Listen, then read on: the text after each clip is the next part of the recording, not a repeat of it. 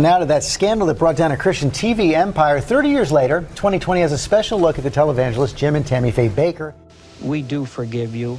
We forgive Jim and Tammy of all of their sins. And we're so thankful that God has forgiven us.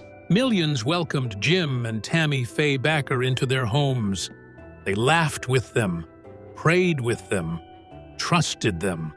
What they didn't see was the storm building behind the cameras. As one of the most powerful ministries in America expanded, so did the problems hidden beneath the surface. By the time the truth began to emerge, the damage was already done. And what followed became one of the most shocking collapses in the history of Christian television. The preacher who refused to stay dead. In June of 2021, the state of Missouri finally closed the book on Jim Bakker's latest scandal. The Attorney General's office announced a settlement of $156,000 against Bakker and his Morningside Church Productions.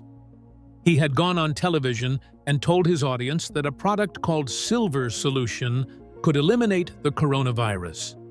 His guest, a woman named Cheryl Selman, said the solution had been tested on other strains of the coronavirus and had been able to eliminate it within 12 hours. That was not true.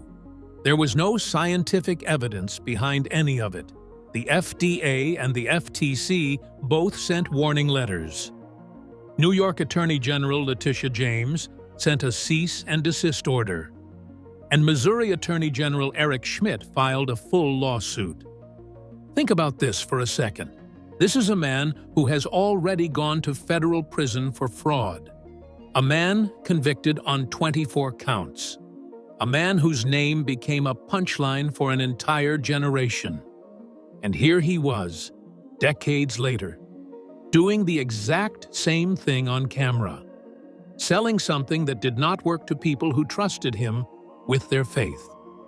The settlement required $50,000 in civil penalties and roughly $115,000 in restitution. He admitted no wrongdoing. His lawyer was former Missouri Governor Jay Nixon. And the very next week, his show was still on the air. To understand how a man can survive federal prison, public humiliation, and the loss of everything he ever built, you have to visit a place called Morningside. It sits in Blue Eye, Missouri, a tiny town near Branson that looks like a small Christian village. There is a studio, a chapel, a gift shop, a cafe, and rental condos where followers can live full-time. The whole operation was financed largely by a man named Jerry Crawford, who reportedly invested around $25 million. Bakker moved there in 2008 and launched The Jim Bakker Show. But the message had changed completely. He was no longer selling prosperity. He was selling the end of the world. His shelves were stacked with freeze-dried food buckets sold as love gifts in exchange for donations. He told viewers the apocalypse was near and that his products would keep their families alive. It was a different product, but the same pitch. Trust me. Give me your money. I will take care of you. And the people who remembered what happened the first time were already asking the same question they asked 30 years ago. Where is all that money actually going? The answer to that question starts in a hotel room in Florida, with a 21-year-old church secretary and a lie that would take 7 years to unravel. Room 538. On December 6, 1980, Jessica Hahn was 21 years old. She worked as a church secretary in Massapequa, New York. She had never been on an airplane before. That day, she boarded a flight to Clearwater Beach, Florida, paid for by an Oklahoma City evangelist named John Wesley Fletcher. Fletcher was a regular on the PTL network and a close friend of Jim Bakker. He told Hahn she was going to meet a great man of God. She ended up in room 538 at the Sheraton Sand Key Resort. What happened inside that room depends on who you believe. Bakker has always said the encounter was consensual and lasted about 15 minutes. He later wrote in his 1997 book, I was wrong that he believed he had been set up. Hahn has told a very different story. She said she was incapacitated. She said the encounter was not consensual. She said that both Bakker and Fletcher assaulted her that day and that she overheard Bakker say afterward, "Did you get her too?" In a 2005 interview with Larry King, Hahn recalled Bakker telling her, "My wife does not make me feel like a man anymore. When you help the shepherd, you help the sheep." Fletcher later told colleagues that after the encounter, he found Bakker curled up on the floor like he was in his mother's womb. And then, everyone pretended it never happened.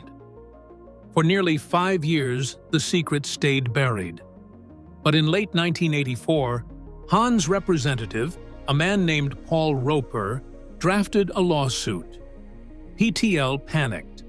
Richard Dortch, the network's president and Bakker's second-in-command, arranged a payment. On February 27, 1985, a check for $115,000 was drawn from attorney Howard Weitzman's client trust account and sent to Hahn. A separate trust fund of $150,000 was set up to pay her monthly interest for 20 years.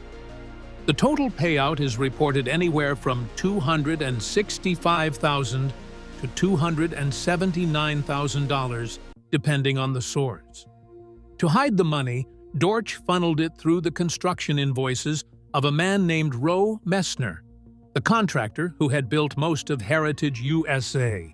Messner submitted fake invoices for amphitheater work that was never done, and PTL reimbursed him.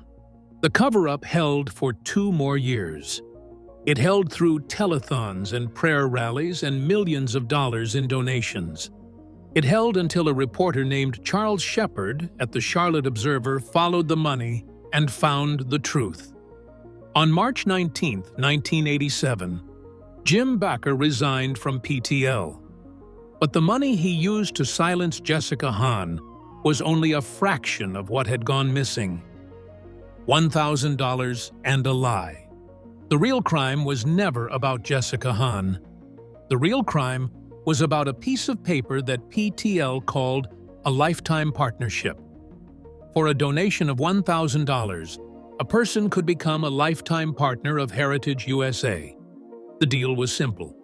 You give us $1,000 and you get 3 free nights of lodging every single year for the rest of your life at the Heritage Grand Hotel in Fort Mill, South Carolina. It sounded like a dream. Heritage USA was a 2,300-acre Christian theme park with a 501-room hotel, one of the largest water parks in America, a passion play amphitheater, a shopping mall, and a miniature railroad. In 1986, it drew 6.1 million visitors. That made it the 3rd most visited attraction in the entire country, behind only Disneyland and Disney World. People trusted the Bakkers with their savings. Elderly couples on fixed incomes mailed in checks. Families pooled their money. Roughly 165,000 people bought lifetime partnerships, pouring in excess of $400 million into PTL. But here is what nobody told those people. The Heritage Grand Hotel only had 501 rooms. The money did not go toward building more rooms. Prosecutors later showed that Bakker diverted approximately $3.7 million to himself. The Bakkers had multiple homes, a private jet, 2 Rolls-Royces, and a Mercedes. There was a secret suite at the Heritage Grand, with gold-plated bathroom fixtures and a 50-foot walk-in closet. On one trip to Palm Springs, they chartered a Gulfstream for $107,000, then immediately spent another $170,000 on 3 luxury cars, including 2 antique Rolls-Royces. A single Manhattan shopping trip added $24,500 in furs and $27,500 in jewelry to their insurance policy. There was an air-conditioned doghouse. Tammy Faye once told reporters, We do not get what Johnny Carson makes, and we work a lot harder than him. And here is the part that really should keep you up at night. A confidential 1985 IRS report identified roughly $1.3 million in ministry funds spent on the Bakkers' personal expenses between 1980 and 83. The report recommended revoking PTL's tax-exempt status. Nobody acted on it. A 1982 FCC investigation found that Bakker had raised $350,000 for overseas missions and spent it all on Heritage USA instead. The FCC voted 4-3 to drop the case. The Department of Justice declined to prosecute. Everyone saw what was happening. Nobody stopped it. And the person who finally brought in the wrecking ball was not a prosecutor or an investigator. It was another preacher. The preacher who came to help and never left. When Jim Bakker resigned in March of 1987, he handed PTL over to Jerry Falwell. Bakker said he wanted a caretaker, someone who could protect the ministry from what he called a hostile takeover by fellow televangelist Jimmy Swaggart. Falwell took the keys and promised to hold the fort. He never gave them back. Within weeks, Falwell's team discovered that PTL was $65 million in debt and losing $2 million every single month. On April 28, 1987, Falwell held a press conference in the Heritage Grand Ballroom and dropped a bomb. He publicly barred Bakker from returning. He read out Tammy Faye's list of demands, which included a lifetime salary of $300,000 a year for Jim, $100,000 for Tammy, 2 cars, a furnished lakefront home, and a maid for 1 year. He told the press the Bakkers had been paid approximately $4.8 million in salaries and bonuses since January of 1984. And then he went further. He accused Bakker of secret homosexual conduct and called PTL a scab and cancer on the face of Christianity. He told reporters, "To say Jerry Falwell stole this ministry is like saying somebody stole the Titanic just after it hit the iceberg." Bakker and Tammy Faye fought back on a BC's Nightline. Tammy Faye did not deny the demands list. Jim said, "You start out at the top," but it was already over.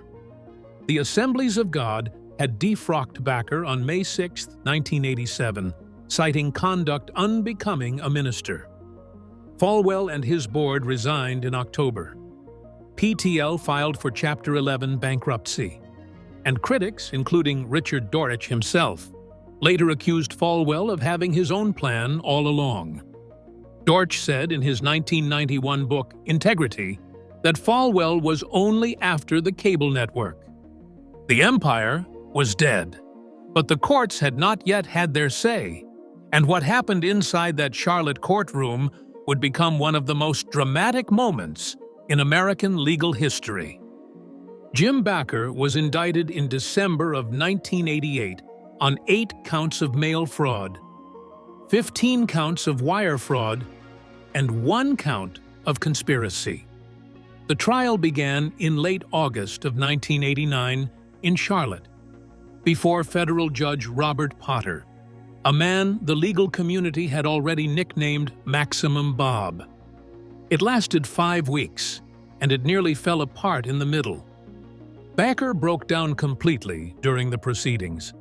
His psychiatrist, Dr. Basil Jackson, testified that he found Bakker lying on the floor of his attorney's office, in the fetal position with his head tucked under the couch, hallucinating that reporters outside had turned into frightening animals trying to destroy him. Potter ordered him committed to the federal facility at Butner, North Carolina, the same place that had housed John Hinckley Jr. for psychiatric evaluation. When the trial resumed, the jury convicted him on all 24 counts, after roughly a day and a half. Prosecutor Deborah Smith called him a world-class master at half-truths. On October 24, 1989, Potter sentenced him to 45 years and a $500,000 fine, telling the courtroom that religious people are sick of being saps for money-grubbing preachers. The sentence would not hold, but the man who saw monsters outside the courthouse was about to meet someone even more unusual inside a federal prison. The cellmate, the divorce, and the woman who chose love over everything. Jim Bakker was sent to the Federal Medical Center in Rochester, Minnesota. For about a month, his cellmate was Lyndon LaRouche, the perennial political candidate and conspiracy theorist serving 15 years for mail fraud and tax evasion. Two men convicted of fraud, sharing a cell in Minnesota. If you had written that scene in a movie, nobody would have believed it. In February of 1991, the Fourth Circuit Court of Appeals upheld Bakker's conviction, but threw out the sentence. Judge J. Harvey Wilkinson wrote that Potter had improperly used the bench as a pulpit by injecting his personal religious views into the sentencing.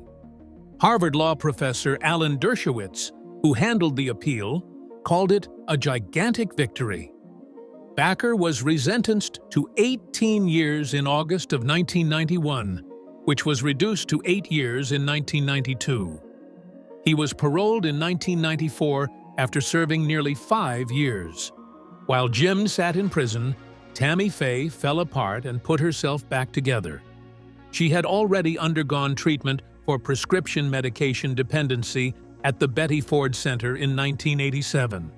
She was never charged with any crime, and she did something that surprised everyone. She filed for divorce. It became final on March 13, 1992. The following year, she married Roe Messner, the same contractor who had built Heritage USA and who had funneled the Jessica Hahn hush money through fake invoices. Messner himself was later convicted of bankruptcy fraud in 1996 and served about 27 months. But the part of Tammy Faye's story that almost nobody talks about is the interview that changed everything. In November of 1985, while PTL was still at the height of its power, Tammy Faye sat down on her segment called Tammy's House Party and interviewed a man named Steve Peters. Peters was an openly gay minister with the Metropolitan Community Church. He was dying of AIDS-related lymphoma and Kaposi's sarcoma. Doctors had given him 8 months to live. Peters insisted the interview be broadcast live for roughly 25 minutes so that no one could edit it down or cut away. Tammy Faye cried on camera. She told her audience something that almost no evangelical leader was willing to say in 1985. She said, "How sad that we as Christians, who are to be the salt of the earth, we who are supposed to be able to love everyone, are afraid so badly of an AIDS patient that we will not go up and put our arm around them and tell them that we care." That moment made Tammy Faye an icon in the LGBTQ community for the rest of her life. She later said in one of her final interviews, "When we lost everything, it was the gay people that came to my rescue, and I will always love them for that." Steve Peters, the man given 8 months to live in 1984, survived until 2023. Tammy Faye did not survive as long. She was diagnosed with colon cancer in 1996. It spread to her lungs by 2004. She stopped treatment in May of 2007. And the way she chose to leave this world is something that will stay with you. 65 pounds. On July 18, 2007, Tammy Faye Messner appeared on Larry King Live. She weighed 65 pounds. She could not eat solid food. Her face was drawn tight against her bones, and her famous eyelashes looked heavier than the rest of her body. It was the last time the world would see her alive. She told Larry King, "I believe when I leave this earth, because I love the Lord, I am going straight to heaven." She said, "I talk to God every single day and I say, God, my life is in your hands, and I trust you with me." And when King asked what she most wanted to be remembered for, she did not say her ministry. She did not say her music. She did not say her marriage. She said, well, my eyelashes.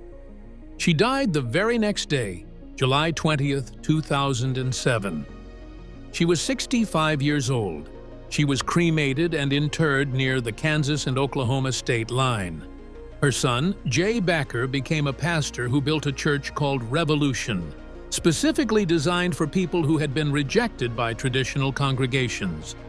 Now think about everything you just heard. The empire that pulled in $129 million a year. The theme park that rivaled Disney. The lifetime partnerships that robbed 165,000 believers of their savings. The hotel room in Clearwater Beach. The hush money disguised as construction invoices. The preacher who came to help and never gave the keys back. The courtroom where a man saw monsters outside the windows. The prison cell was shared with a political extremist. The woman who weighed 65 pounds and still put on her eyelashes before going on camera for the last time. After PTL collapsed, the roughly 165,000 people who had each paid $1,000 for a lifetime partnership received a final bankruptcy payout. It came to about $6.54 each. That is what their faith was worth in the end, according to the courts. And Jim Bakker is still on television. He married a woman named Lori Beth Graham in 1998, 50 days after they met. They adopted 5 siblings in 2002. He bought back the PTL trademark and logo in 2015. He is selling survival food from a compound in Missouri, surrounded by followers who moved there to be close to him. Do you think Jim Bakker deserves a second chance? Or do you think some people should never be allowed behind a microphone again?